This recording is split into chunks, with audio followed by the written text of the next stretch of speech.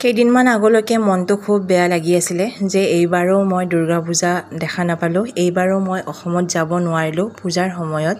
কিন্তু এতিয়া মানে সেইটো বস্তু বেয়া নাই লগা যে মই এতিয়া দুৰ্গা পূজাৰ সময়ত অসমত নাই আৰু দুৰ্গা পূজা চাব নোৱাৰিলোঁ।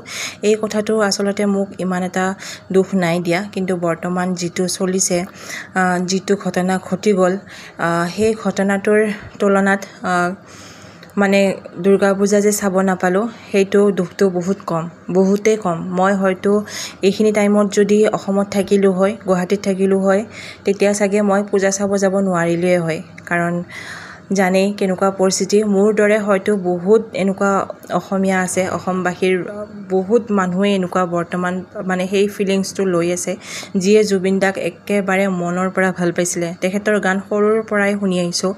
আচলতে জুবিন দাৰ বাহিৰে যে আন কাৰোবাৰ গায়কৰো গান শুনিব লাগে সেই কথাটোতো মই নাজানিলোৱে, গতিকে চাগে সেইকাৰণে মোৰ মনটো বহুত বেছি বেয়া।